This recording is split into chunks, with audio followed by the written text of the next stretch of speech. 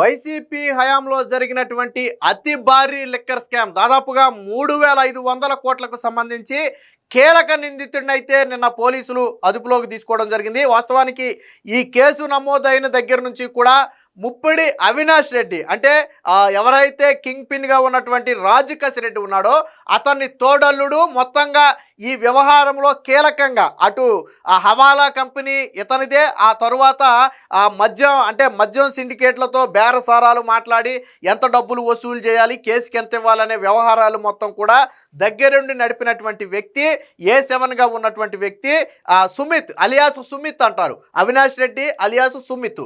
So ఈ ముప్పిడి అవినాష్ రెడ్డి అయితే నిన్న కోర్టులో లొంగిపోవడం జరిగింది. ఎందుకు లొంగిపోయారు అంటే దీనికి ఒక రీజన్ ఉంది. వాస్తవానికి అవినాష్ రెడ్డి దొరికితే ఈ తీగలాగితే డొంకంతా బయటపడినట్టుగా అవినాష్ రెడ్డి దొరికితే మరికొన్ని కీలక ఆధారాలు దొరికే అవకాశం ఉంది. ఎందుకంటే ఈ మొత్తం అందరితోనూ లింకప్ ఉన్న ఏకైక వ్యక్తి అవినాష్ రెడ్డి. కొంతమందికి ఏమో పై వాళ్ళతో లింక్ ఉంటే కొంతమందికి కింద వాళ్ళతో లింక్ ఉంది, కానీ అందరితో లింక్ ఉన్నటువంటి ఏకైక వ్యక్తి అవినాష్ రెడ్డి. ఈ అవినాష్ రెడ్డి దొరికితే ఎక్కడ మిగతా బండారాలు బయటపడతాయని చెప్పి రాజు కసిరెడ్డి థాయిలాండ్ పంపేశాడు. సో కేసు నమోదైన వెంటనే థాయిలాండ్ వెళ్ళిపోయినటువంటి అవినాష్ రెడ్డి ఇప్పుడు ఎందుకు వచ్చాడు అంటే దానికి ఒక కథ కూడా ఉంది. మొన్న బెయిల్ మంజూరు చేయాలని చెప్పి రాజు కసిరెడ్డి సుప్రీంకోర్టుకి వెళ్ళాడు. అంటే కింద కోర్టు బెయిల్ కొట్టేసింది కాబట్టి నాకు బెయిల్ ఇవ్వాలి, ఈ కేసులో నిందితులు అందరికీ బెయిల్ వచ్చినాయి, నాకు ఒక్కడికే బెయిల్ రాలేదు, నాకు కూడా బెయిల్ ఇవ్వాలని చెప్పి సుప్రీంకోర్టుకి వెళ్తే అందరి వేరు నువ్వు వేరు, ఎవరైతే అవినాష్ రెడ్డి అనే ఒక వ్యక్తి పారిపోయాడో ఆ వ్యక్తి నీ నీడ లాంటి వాడు, అవాడా కంపెనీలన్నిటికీ కూడా అతడి పేరు మీదే ఉన్నాయి, అతడిని మీరే దేశం దాటి పంపించేశారు, కాబట్టి ముందు అతడిని వచ్చి లొంగిపోమన్నాడు, అప్పుడు మీ బెయిల్ గురించి ఆలోచిద్దామని చెప్పి సుప్రీంకోర్టు ఒక వ్యాఖ్య చేసింది. సో దాంతో ఏం చేశారు అంటే ఇప్పుడు అర్థమైంది ఏంటంటే అవినాష్ రెడ్డి లొంగకపోతే నాకు బెయిల్ రాదు, నేను జైలు నుంచి బయటకు రాను అని ఫిక్స్ అయినటువంటి ఈ ఎవరైతే రాజు కసిరెడ్డి కుటుంబ సభ్యులు ఉన్నారో వాళ్ళే అవినాష్ రెడ్డితో మాట్లాడి తప్పని పరిస్థితుల్లో ఇండియా రప్పించి కోర్టులో లొంగిపోయేటట్టు చేశారు. ప్రస్తుతానికి కోర్టు అయితే రిమాండ్ విధించింది. ఇక ఇప్పుడు రాజు కసిరెడ్డికి బెయిల్ వస్తుందా లేదా అనేది తర్వాత సంగతి, అది వేరే విషయం. అంటే సుప్రీంకోర్టు ఎక్కడ నొక్కాలో అక్కడ నొక్కితే పారిపోయిన వాడు వచ్చాడు. అంటే వాస్తవానికి ఇప్పుడు రాజు కసిరెడ్డిని వదిలేసి ఉంటే మొన్న బెయిల్ ఇచ్చి ఈ ముప్పిడి ఎవరైతే అవినాష్ రెడ్డి ఉన్నాడో వచ్చేవాడు కాదు, ఖచ్చితంగా విదేశాల్లోనే ఉండేవాడు, కేసు తేలే వరకు విదేశాల్లోనే ఉండేవాడు. కానీ సుప్రీంకోర్టు ఏం చేసింది, ఇక్కడ రాజు కసిరెడ్డిని తొక్కితే అక్కడ అవినాష్ రెడ్డికి తగిలింది. సో అక్కడి నుంచి ఇక్కడికి వచ్చాడు. సో ఇప్పుడు మరికొన్ని వివరాలు అయితే బయటకు వచ్చే అవకాశం అయితే కనపడుతుంది. దీనికి సంబంధించిన వార్త వచ్చింది, ఒకసారి చూద్దాం. మద్యం కుంభకోణం నిందితుడు ముప్పిడి అవినాష్ రెడ్డి అరెస్ట్, లంచాల నెట్వర్క్ నిర్వహణ, మనీ లాండరింగ్లో కీలక పాత్ర, ప్రధాన నిందితుడు రాజు కసిరెడ్డికి తోడలుడు, గతేడాది సిట్ ఏర్పాటైన మరుక్షణమే థాయిలాండ్కి పరార్, సుప్రీంకోర్టు ఆదేశాలతో ఎట్టకేలకు సిట్ విచారణకు హాజరు, శుక్రవారం వరకు రిమాండ్, గుంటూరు జిల్లా జైలుకు తరలింపు అని చెప్పి ఒక వార్త వచ్చింది. మొన్న రాజు కసిరెడ్డితో లింక్ అయ్యి ఉండటమే ఈరోజు అవినాష్ రెడ్డి రావడానికి ప్రధాన కారణం. చూడండి, ఇక్కడ మద్యం కుంభకోణంలో ప్రధాన నిందితుడైన రాజు కసిరెడ్డి గతేడాది ఏప్రిల్ 21న అరెస్ట్ అయి జైల్లో ఉన్నాడు. ఆయన తర్వాత అరెస్ట్ అయిన వారికి బెయిల్ వచ్చినా రాజు కసిరెడ్డి బెయిల్ పిటిషన్లు వివిధ కోర్టుల్లో పలుమార్లు తిరస్కరణకు గురయ్యాయి. ఇటీవల సుప్రీంకోర్టు సైతం ఆయనకు బెయిల్ ఇవ్వడానికి నిరాకరించింది.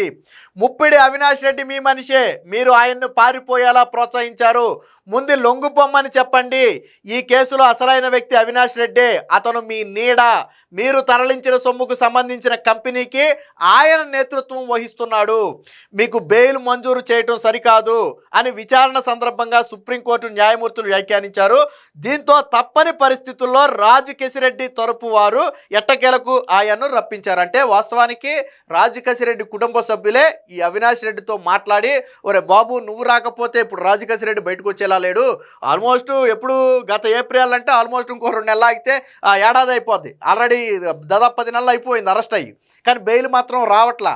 అందుకని ఒరే బాబు నువ్వు వస్తేనే కానీ రాజకేశిరెడ్డి బయటకు వచ్చేటట్టు కనపట్లేదు, కాబట్టి నువ్వు ముందురా, తర్వాత సంగతి తర్వాత చూద్దాం, అప్పుడు ఇద్దరికి బెయిల్ వస్తుందిలే, తర్వాత సంగతి తర్వాత చూద్దామని చెప్పి తీసుకొస్తే ఇదిగో ఈ వ్యక్తే అవినాష్ రెడ్డిని విజయవాడ కోర్టు సముదాయం నుంచి గుంటూరు జైలుకు తరలిస్తున్నారు. సో ఇక్కడ సో అంటే ఈ దందా ఎలా నడిపాడు అనేది కూడా మనం ఒకసారి చూద్దాం. అంటే ఇతని పాత్ర ఏంటి, అసలు అవినాష్ రెడ్డి పాత్ర ఏంటి అనేది కూడా మనం చూద్దాం. అందులో వైకాపా హయాంలో జరిగిన వేల కోట్ల మద్యం కుంభకోణంలో ఆ ముఠా తరపున లంచాల వసూళ్ల నెట్వర్క్ నిర్వహణ, డొల్ల కంపెనీలను అడ్డం పెట్టుకుని లంచాల సొమ్ము మనీ లాండరింగ్ చేయటంలో అత్యంత కీలకంగా వ్యవహరించినటువంటి ముప్పిడి అవినాష్ రెడ్డి అలియాస్ సుమిత్ ఎట్టకేలకు అరెస్ట్ అయ్యాడు. సో అసలు అవినాష్ పాత్ర ఏంటి అనేది కూడా ఒకసారి చూద్దాం ఇందులో. సో ఏంటి అవినాష్ పాత్ర అంటే ఇక్కడ చూడండి ఒకసారి. నేను చెప్పినంత లంచం ఇవ్వాల్సిందే, అప్పుడే మీకు మద్యం సరఫరా ఆర్డర్లు, ఇదే అంతిమ నిర్ణయం, దీనికి రాజకీయ అండదండలున్నాయి. మద్యం డిస్టిలరీలు సరఫరా కంపెనీలకు అవినాష్ రెడ్డి బెదిరింపులు, బలవంతపు వసూళ్లకు ఆయనే ప్రధాన సూత్రధారి, మద్యం కుంభకోణం అమలుకు ఆర్థిక కేంద్ర బిందువు, రిమాండ్ రిపోర్ట్లో సిట్ వెల్లడి. అంటే మనోడు చేసిన వ్యవహారం ఏంటంటే రాజకేశిరెడ్డి తరపున ఈ డిస్టిలరీ కంపెనీలతో బేరసారాలు మాట్లాడిన వ్యక్తి అవినాష్ రెడ్డి. అందులో కూడా ఏంటి బెదిరింపు ధోరణి, ఎంత ఇవ్వాలి అంటే అంతే ఇవ్వాలి, అంతేగాని మేము బేరం ఆడతాం లేకపోతే ఇంకోటి ఆడతామంటే కుదరదు.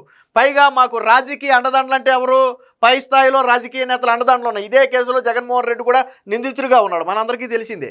సో రాజకీయ అండదండలు ఉన్నాయని చెప్పి ఆ డిస్టిలరీ కంపెనీలను బెదిరించినటువంటి వ్యక్తే ఈ వ్యక్తి. పైగా ఈ మనీ లాండరింగ్ జరపడం కోసం డొల్ల కంపెనీలు సృష్టించడంలో కావచ్చు, హవాలా మార్గంలో మనీని తరలించడంలో కావచ్చు, వీటన్నిటిలో కీలకంగా వ్యవహరించినటువంటి వ్యక్తే ఈ అవినాష్ రెడ్డి. అందుకనే సుప్రీంకోర్టు కూడా ఏం చెప్పింది, అసలు ఈ కేసులో కీలక నిందితుల్లో ఒకడు అవినాష్ రెడ్డి. అలాంటి అవినాష్ రెడ్డిని మీరు పారిపోమన్నారు, ముందు అవినాష్ రెడ్డిని లొంగిపోమన్నారు, తర్వాత మీ బెయిల్ సంగతి చూస్తామని చెప్పి మన సుప్రీంకోర్టు కూడా చెప్పింది. కాబట్టే ఇప్పుడు అవినాష్ రెడ్డి అయితే బయటకు వచ్చాడు.